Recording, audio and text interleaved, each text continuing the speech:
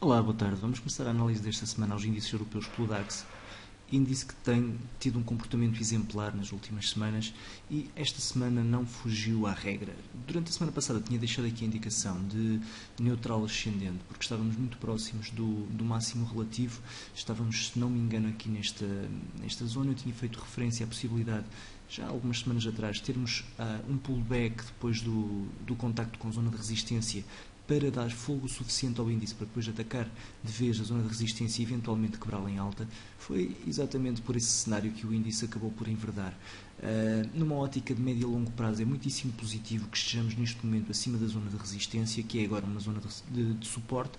Importante também salientar que esta quebra em alta aconteceu com algum volume e isso dá força à teoria de no médio e longo prazo estarmos com o DAX com bastante saúde. Olhando para o gráfico horário, é de salientar aqui, durante a semana passada, estávamos precisamente neste ponto, se não me falha a memória, tínhamos tido aqui um duplo fundo com um atingir da projeção muito rapidamente, tínhamos tido uma retração e eu dizia na altura que esta retração parecia natural, era um bom ponto de entrada inclusive por estar aqui muito próximo da neckline do duplo fundo. Tivemos depois, durante o início da semana passada, uma reação ascendente que acabou por terminar aqui, entre aspas, numa lateralização essa que deu origem a mais um movimento ascendente. Esta lateralização, depois de ter ocorrido, foi uma lateralização com range muito semelhante a este anterior. É também de salientar, é muito interessante do ponto de vista técnico. Eu já o tinha dito durante a semana passada, aqui há alguns dados que parecem quase matemáticos. Enfim, não quero entrar em especulações, mas repare-se, este range foi exatamente da mesma amplitude deste duplo fundo que, se copiarmos esta seta, percebemos que é exatamente da mesma amplitude deste canal de lateralização. É bastante curioso. Curioso, inclusive, é demais, porque não é tão frequente termos algo deste género. A verdade é que, muito rapidamente, tivemos a ultrapassagem da projeção deste movimento e tivemos, inclusive, aqui uma consolidação pós-quebra em alta, que deu uma vez mais uma oportunidade de entrada e, neste momento, temos a bandeira muito próxima de ser atingida a sua projeção. Por isto mesmo, durante a próxima semana, numa ótica de curto prazo, vou deixar a indicação de neutral ascendente para o DAX. As coisas, é importante também fazer referência àquilo que aconteceu com a divisa, com o Banco Central Suíço, mas também escrevi ontem sobre essa questão, por isso também não vou alongar. A verdade é que para já então não se vislumbram quaisquer sinais de abrandamento no DAX. Podemos ter uma consolidação à semelhança do que tivemos aqui no gráfico horário. Tivemos um breakout da zona de resistência e depois uma consolidação por cima do breakout. É precisamente aquilo que eu acredito que vai acontecer aqui no DAX. Um abrandamento do movimento ascendente, mas abrandamento em forma de consolidação para depois ter uma continuação do movimento ascendente. Ora, o comportamento do CAC não foi tão linear como o do DAX. Tínhamos tido aqui eu tinha dito que tinha tido alguma dificuldade em caracterizar este mínimo relativo como tal durante a semana passada, porque o movimento descendente foi feito apenas com duas velas. Aparentemente, e dado o volume, parece querer considerar-se como um máximo relativo aqui neste ponto em concreto, e a sua quebra em alta foi muitíssimo positiva também para o CAC. Não esperaria, pelo menos numa abordagem de uma forma tão repentina, mas enfim, as condições políticas também estão a ajudar os índices europeus, por isso esta galvanização também. No que diz respeito ao médio e longo prazo, não vou já ainda mudar o meu sentimento, vou deixar algum ceticismo até pelo menos termos a quebra em alta dos 4.200 pontos. Já no que diz respeito ao curto prazo, e olhando aqui para o gráfico horário, é importante também termos em consideração, durante a semana passada estávamos aqui também com um padrão de inversão que acabou por rapidamente atingir a projeção, movimento de consolidação.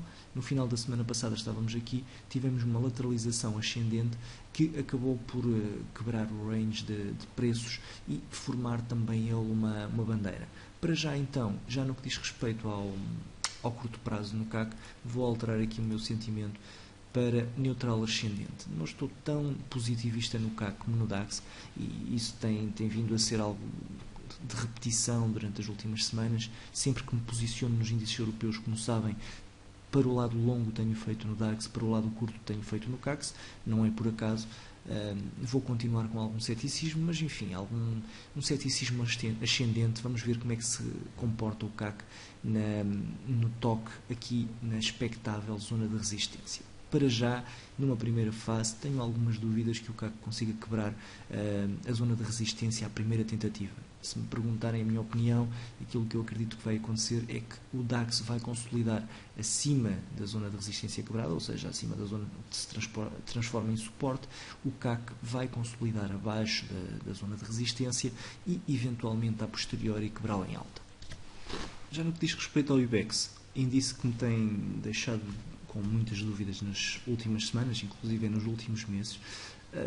Tivemos aqui durante a semana passada uma ótica de médio e longo prazo, começando por aí. Temos aqui uma consolidação junto ao importantíssimo suporte que tínhamos abordado durante a semana passada. A sua quebra em baixa comprometeria definitivamente o padrão ascendente do IBEX. Aparentemente, tudo quererá indicar que teremos aqui uma reação. Repare-se estas sombras com força compradora junto à zona de suporte que estão a impulsionar o preço. No que diz respeito ao médio e longo prazo, para já vou-me deixar neutral descendente. No que diz respeito ao curto prazo, olhando para o gráfico horário, tal como se previa, tivemos aqui uma excelente reação ao suporte, ao importantíssimo suporte que estávamos a falar no gráfico diário, e temos agora neste momento aqui o preço a tocar no range ascendente desta lateralização.